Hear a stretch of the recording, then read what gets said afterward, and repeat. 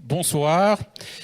Le moment est venu, je suis heureux de vous dire quelques mots sur la biopolitique. La biopolitique et la manière dont Alliance Vita essaye de la mettre en œuvre.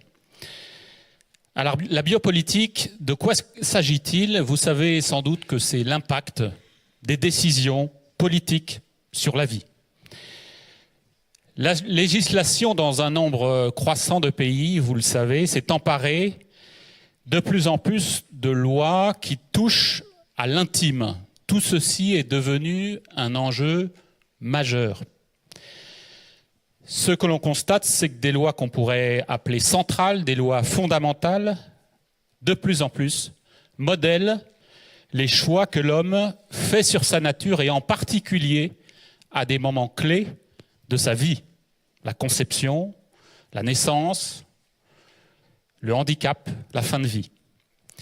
Les progrès scientifiques sont immenses, tout le monde le sait, il faut s'en réjouir, évidemment.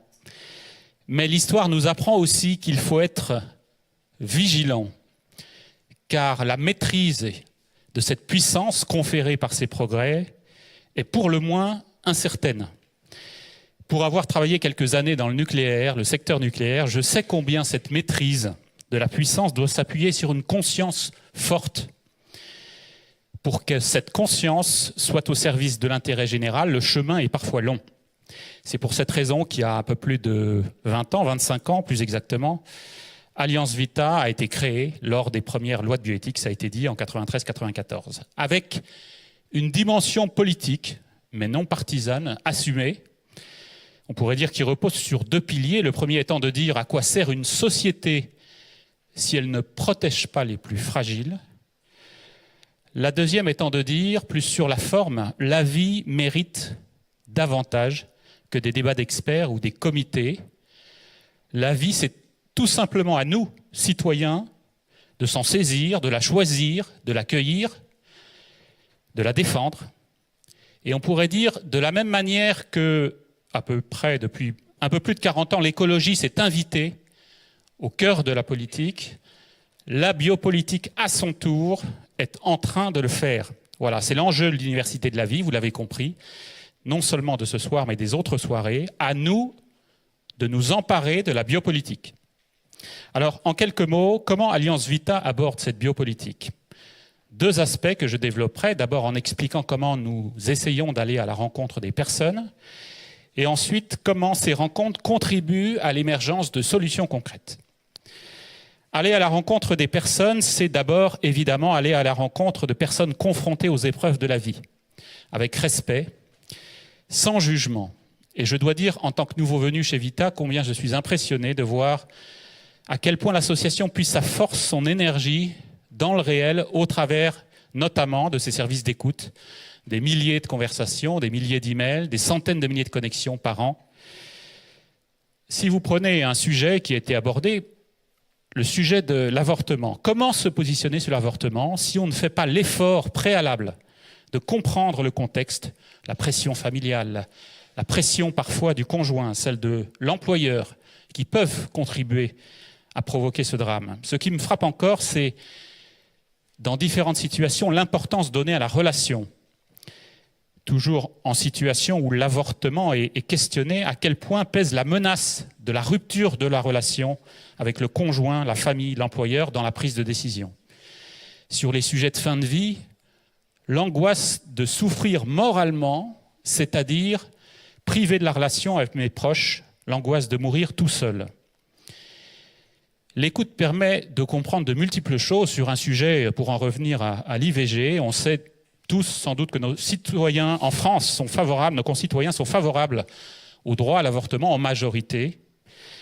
Ce qu'on sait moins, c'est que beaucoup d'entre eux, une écrasante majorité d'entre eux, considèrent dans le même temps que celui-ci laisse des traces psychologiques difficiles à vivre, comme le disent les récentes études, par exemple 83% des femmes sur un sondage récent de l'IFOP.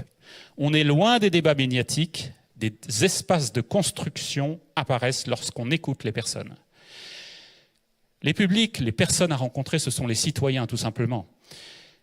Alliance Vita, par son réseau, 1000 membres en France, dans 70 départements, a déployé depuis quelques années ses membres donc à la rencontre des personnes dans différentes campagnes sur l'IVG, sur la fin de vie, sur le handicap.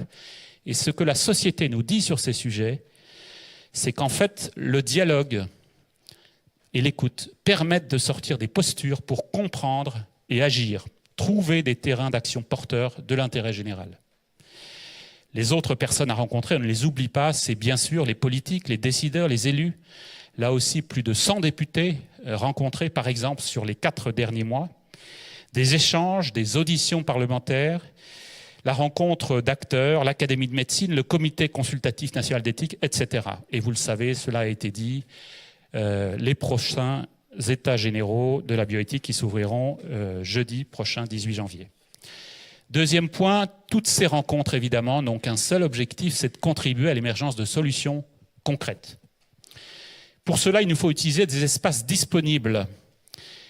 Par exemple, il y a quelques années, Alliance Vita, au travers de l'accompagnement de femmes en début de grossesse, a découvert à sa grande surprise qu'il n'existait aucune information rassemblée sur les aides publiques associatives en matière sociale, familiale, économique, logement, garde d'enfants, que sais-je. Et nous avons tout d'abord, nous sommes étonnés, nous avons discuté avec les autorités publiques, nous sommes allés voir le ministère de la Santé, et là nous avons constaté qu'il n'y avait aucun document. Puis nous avons proposé d'avancer, et enfin nous avons travaillé, je vous passe les étapes, sur la réalisation d'un guide que voici, Je suis enceinte, dans lequel sont rassemblées toutes les aides. Et aujourd'hui, ce guide, je passe les étapes, est distribué et disséminé, diffusé à plusieurs centaines de milliers d'exemplaires par les travailleurs sociaux. Deuxième exemple, sur la fin de vie. Là aussi, en 2016, vous le savez peut-être, la loi Claeys-Leonetti de fin de vie a inclus ce qu'on a appelé les directives anticipées. Et il nous a semblé qu'il était utile de diffuser là aussi un document qui est celui-ci, qui est un guide et qui a visé rien de moins qu'à contribuer à restaurer la confiance entre soignants et soignés, en prenant la personne, on pourrait dire, dans toutes ses dimensions, physiques, spirituelle, morale, et en réaffirmant le ni acharnement thérapeutique, ni euthanasie. Troisième campagne, troisième exemple, levons les malentendus. Fin 2016, nous avons là aussi mobilisé notre réseau en France pour aller à la rencontre de milliers d'hommes auxquels nous avons posé la question « Que feriez-vous si votre conjoint était confronté à une grossesse inattendue ?» Et là aussi, nous avons pu constater combien l'échange, le dialogue, pouvait être la source de grands malentendus lorsque l'imprévu se présente. On est loin de l'idéologie.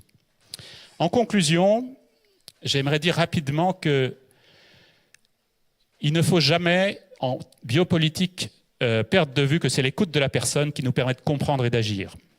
Il nous faut rester humble sur la méthode, bien entendu. Nous pouvons être amenés à tâtonner. Il y a des lignes de tension entre l'enracinement, l'écoute des personnes, d'une part, et la colère vis-à-vis des groupes de pression et du manque de courage de décideurs, cela peut arriver. Et face à des enjeux qui nous dépassent, il nous faut trouver un juste équilibre entre douceur et fermeté. Cela s'apprend jour après jour. Il y a 40 ans, pratiquement jour pour jour, dans son discours resté célèbre à Harvard, en 1978, appelé « Le déclin du courage », Solzhenitsyn nous disait « La défense des droits individuels a pris de telles proportions en Occident que la société en tant que telle est désormais sans défense contre les initiatives de quelques-uns.